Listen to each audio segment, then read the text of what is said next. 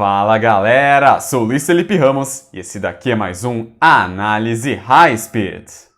E no programa de hoje, WEC, Endurance Brasil, TCR australiana, Trans Am australiana e americana e muito mais. Então já sabe, se inscreve no canal, curta, compartilhe e comente e ative o sininho para receber nossas notificações, além de clicar em Seja Membro.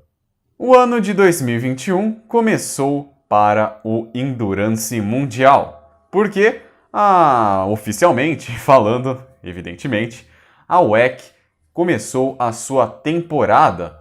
A categoria completará 10 anos ano que vem e nessa 10ª temporada consecutiva da categoria, o início ocorreu em Spa-Francorchamps. Vale lembrar que nessa temporada o campeonato volta a ser anual, muito em razão da pandemia da Covid-19, que solapou os planos de ser um calendário bianual. Uma prova disso, a etapa de início, como dito há pouco, rolou em Spa-Francorchamps, mas o início anteriormente havia sido programado para as 1000 milhas de Sebring, uma prova antecedente às 12 horas de Sebring.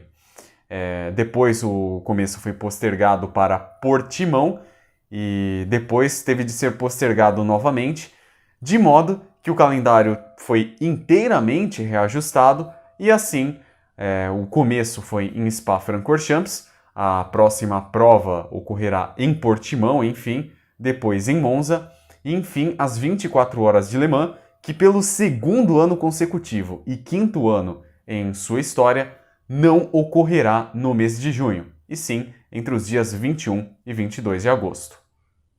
Mas voltando a falar da prova de Spa, que marcou o início dessa temporada, o Brasil estava muito bem representado, com nada mais, nada menos do que 5 pilotos. Destaque para Felipe Fraga, que esse ano, mais do que nunca, está compenetrado em sua carreira internacional e fez a pole da categoria GTE AM. O tocantinense esse ano passará a correr pela equipe TF Sport, que corre de Aston Martin. Ele que correrá na companhia de Ben Keating, seu parceiro antigo de IMSA, e também do luxemburguês Dylan Pereira, que apesar do sobrenome não é brasileiro, mas sim neto de portugueses. Na largada, a Toyota reinou soberana, com seus 2 carros dominando a primeira fila. Na LMP2, o domínio foi da United, a exemplo do que ocorre na European Le Mans Series. Na GTE Pro, as Ferraris, sendo uma delas pilotada por Daniel Serra, duelou entre si, um duelo entre os carros de número 51 e 71. Intensas disputas na GTE AM, com destaque para Porsche versus Ferrari.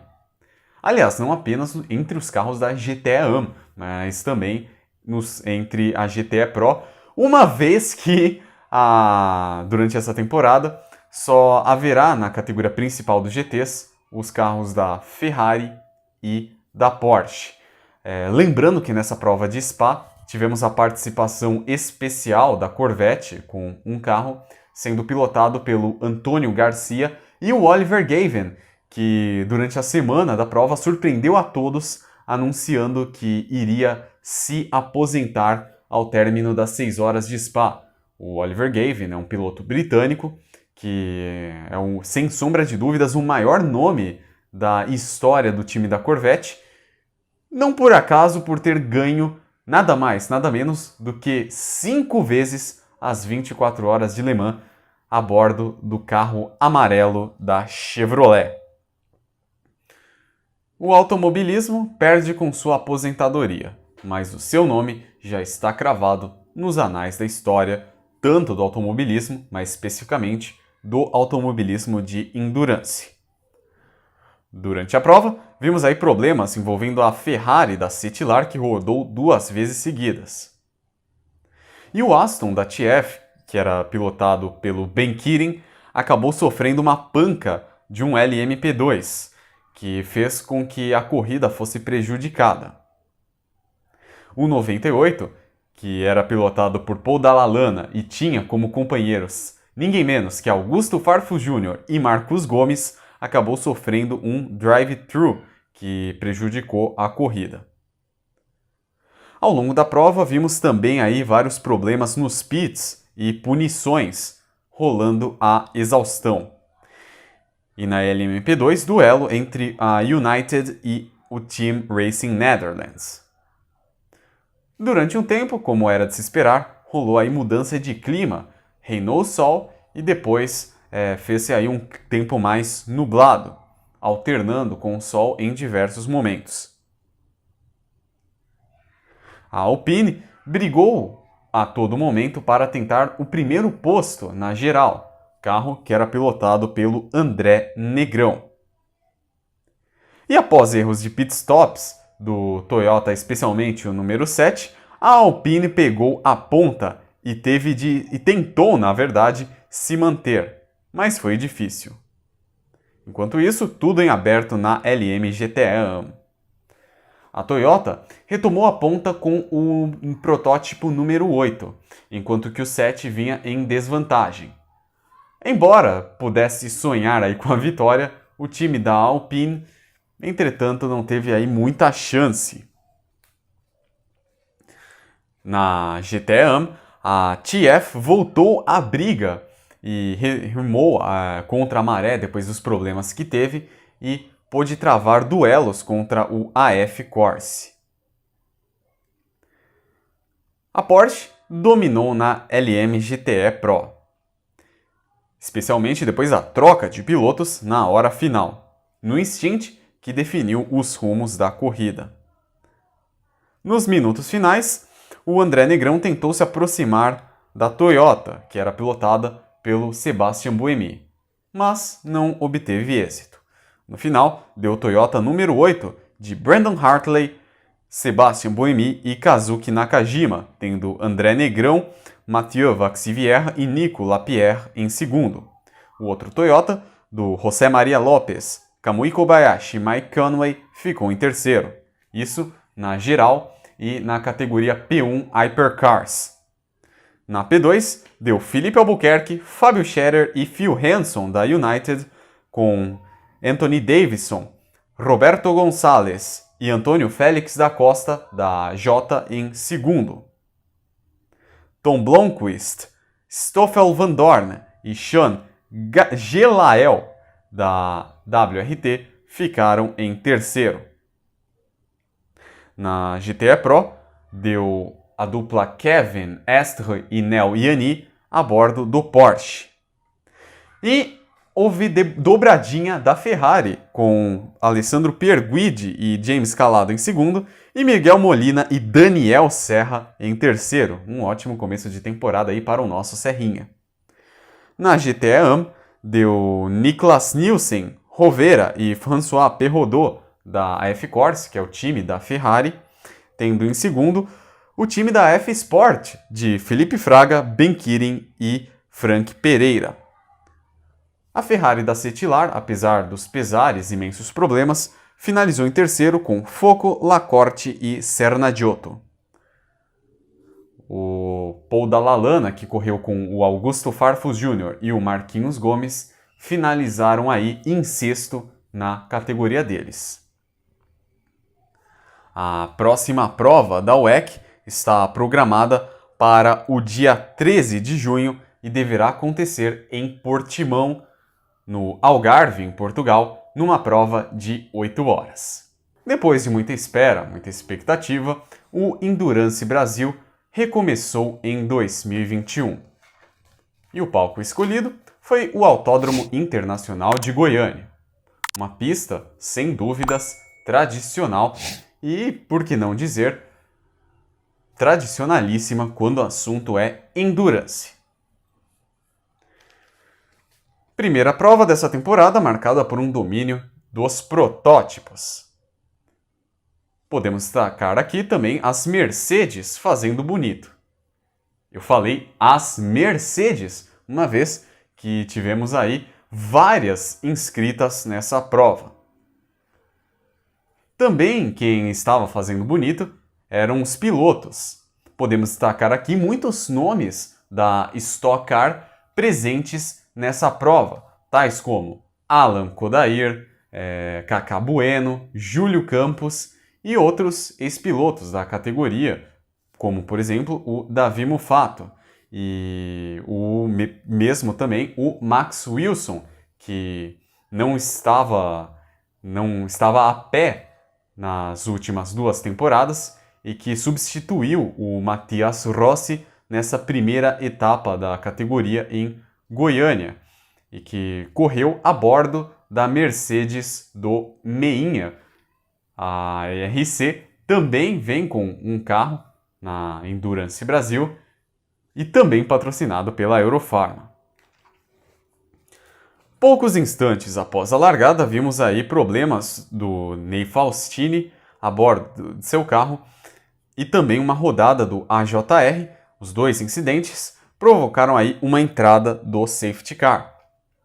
E na relargada os ânimos estavam a milhão.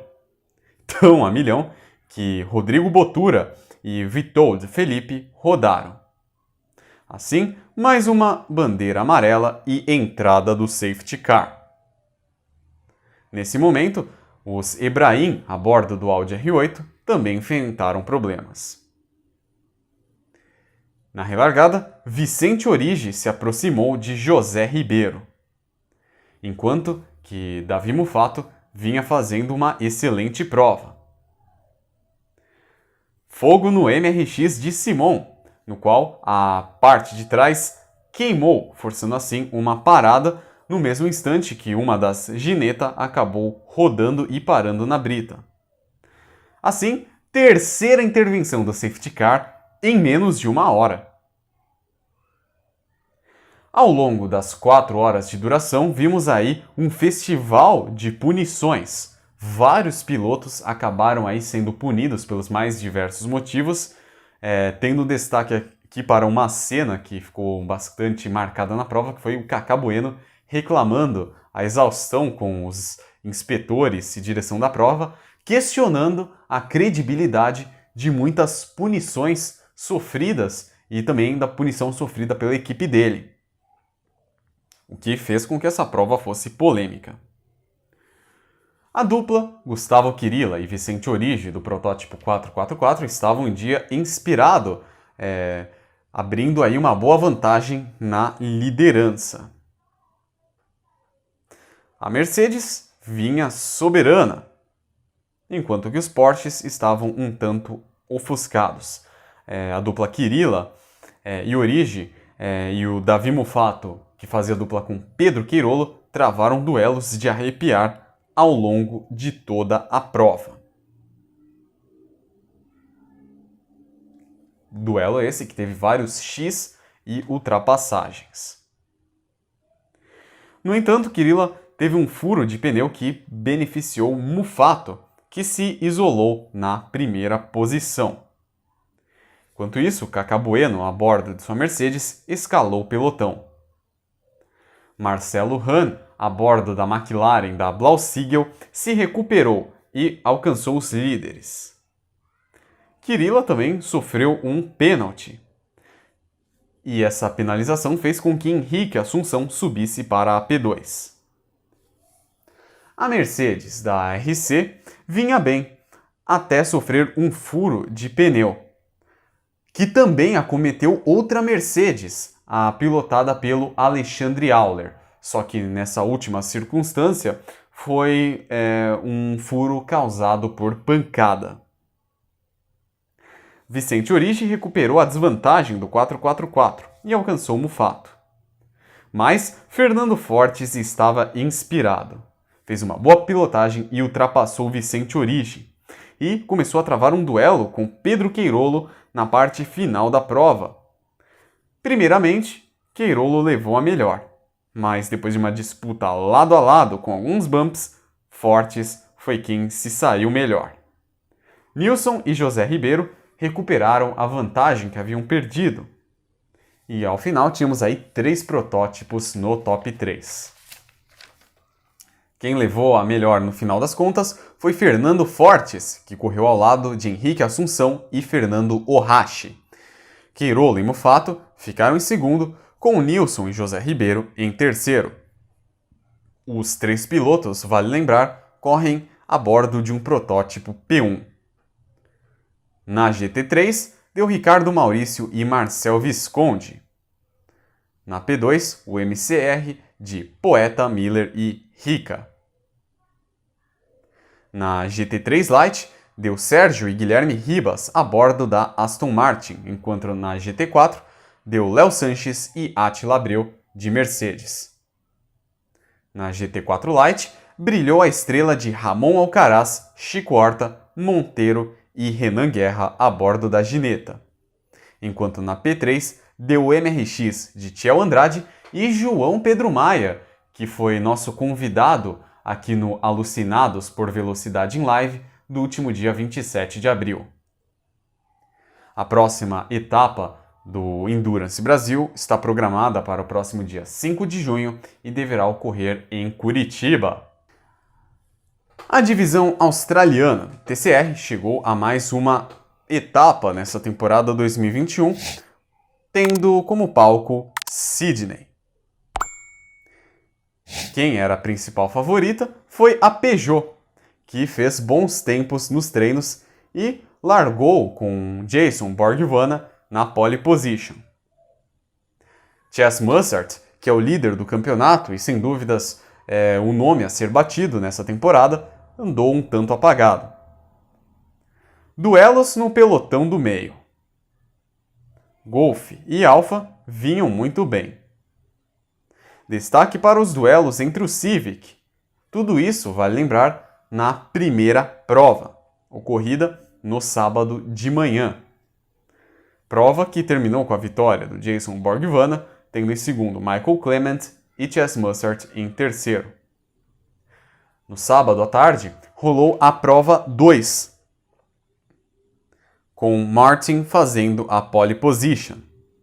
Uma prova aí embolada e com disputas muito apertadas, mas que teve uma boa condução aí do Michael Caruso, que deitou e rolou na pista de Sydney. Destaque para o duelo entre Burhan e Muffat, ou seja, um duelo aí entre Hyundai e Renault, numa prova que, de um modo geral, foi bem tranquila. E terminou com a vitória de Burhan, tendo Muffat em segundo e Mussert em terceiro. No domingo, rolou a terceira e última prova, com Michael Caruso costurando na largada, subindo de quarto para primeiro antes da primeira curva. Duelos insanos entre os Golf e Honda, que bateram porta a porta e travaram bumps aí ao longo de toda a prova. Destaque para o acidente violento do Le Kang após um momento de ultrapassagem. O carro bateu fortemente de frente, mas o piloto nada sofreu. E após a relargada, os Alfa brilharam na ponta. Mas quem estava mesmo inspirado era o Michael Caruso, que conquistou a vitória, tendo Jason Borgvana em segundo e Chelsea Angelo em terceiro. Destaque para a Chelsea Angelo, uma piloto mulher que corre de golfe e que costurou o pelotão subindo de 10º para o top 3 muito rápido e que finalizou aí num louvável terceiro posto. A próxima etapa ocorrerá dos dias 25 a 27 de junho em Warwick. A divisão australiana da Trans Am chegou aí para mais uma etapa, uma prova conjunta fazendo parte do mesmo calendário do TCR australiano, que teve como palco o Autódromo de Sydney. Aaron Seton é o nome a ser batido nessa temporada, e o piloto do Mustang fez a pole position.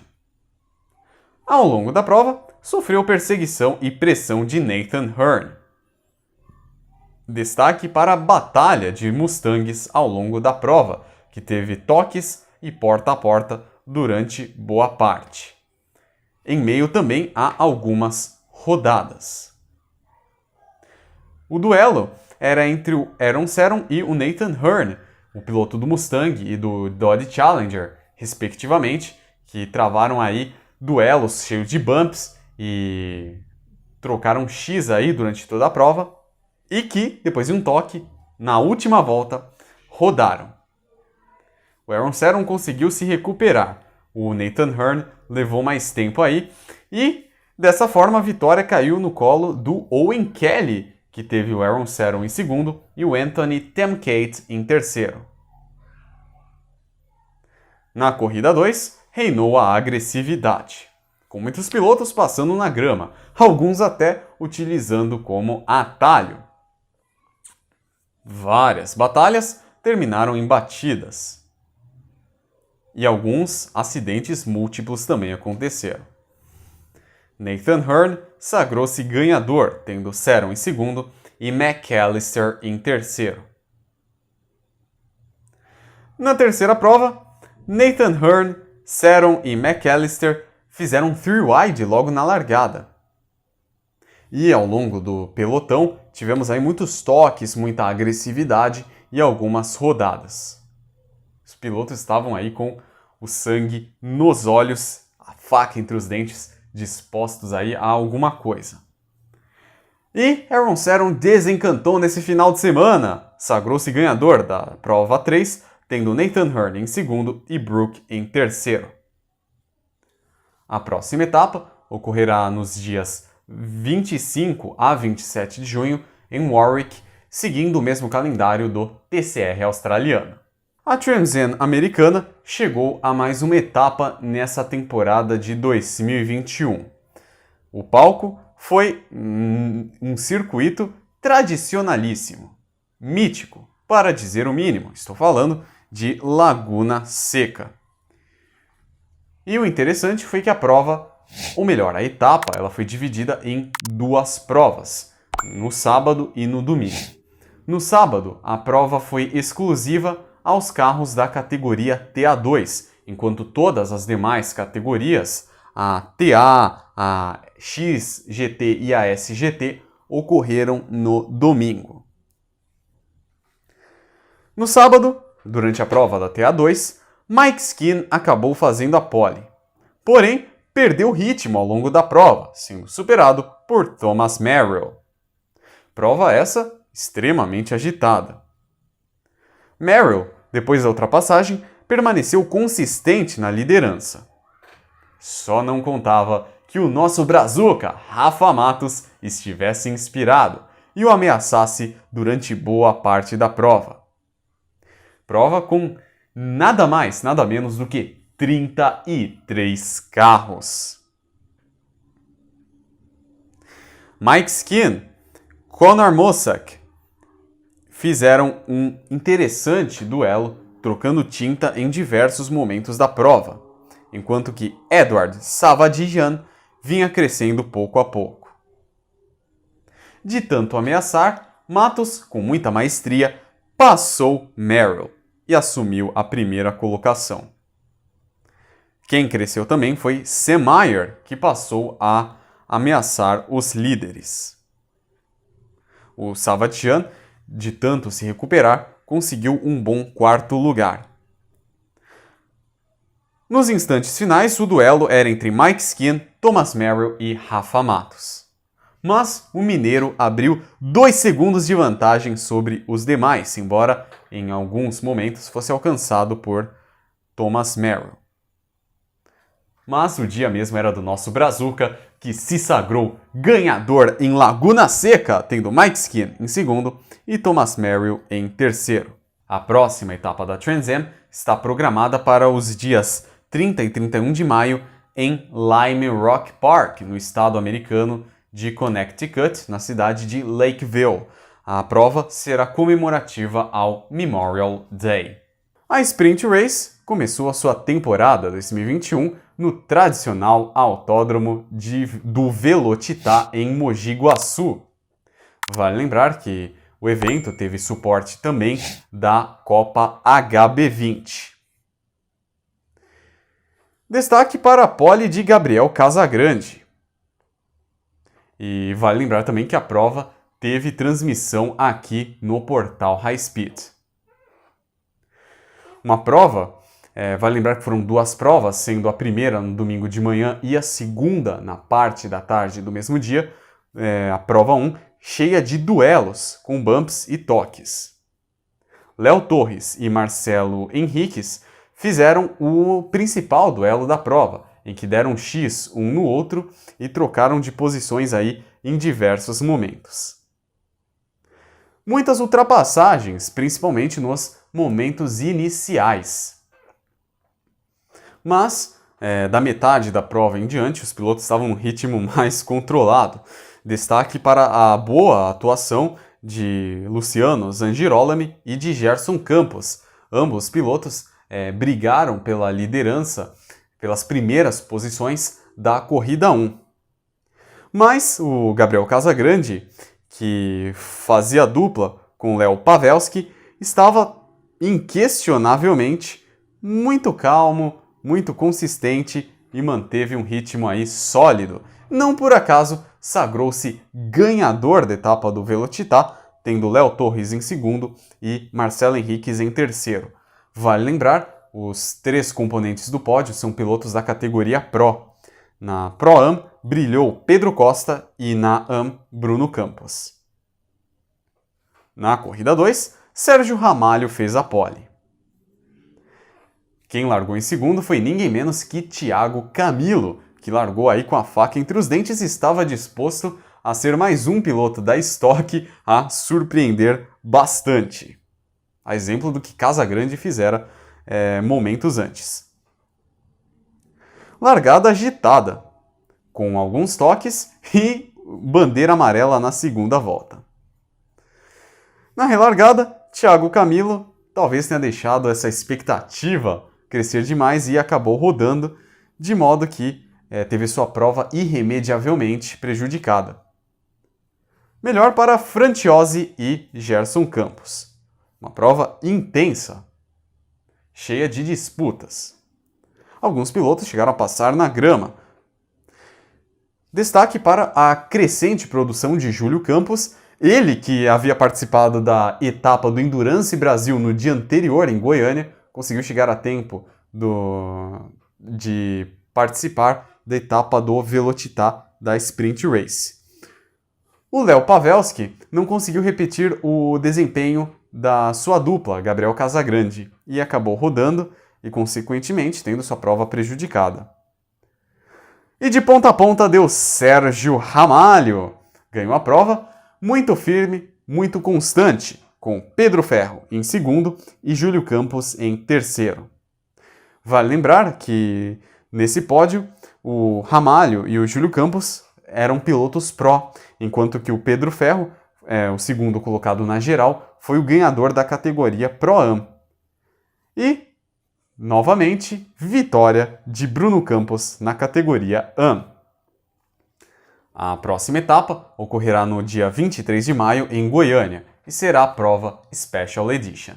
A Fórmula Indy chegou aí à sua terceira etapa nessa temporada 2021, tendo uma prova dupla, realizada no Super Speedway do Texas, nos últimos dias 1º e 2 de maio. No sábado, no dia 1º, a prova teve de ser antecipada pela chuva, uma vez que a largada estava programada para as 8h30 da noite, no horário de Brasília. No entanto, teve de ser antecipada em meia hora. Fato é que São Pedro não atrapalhou. Embora a classificação tivesse sido dada de acordo com as posições dos pilotos no campeonato. Sem dúvidas, Scott Dixon era o maior favorito. E na largada, travou interessantes duelos contra Alex Palou. Vale lembrar que a prova teve participação de Pietro Fittipaldi e Tony Kanaan, os brasileiros, que fazem dupla com Romain Grosjean e Jimmie Johnson, respectivamente. Eles têm um acordo de correr só nos ovais. Colton Herta, pouco a pouco, vinha crescendo, até o momento em que Sebastian Bourdais bateu forte, causando assim a primeira amarela. O acidente causado após um toque com Newgarden.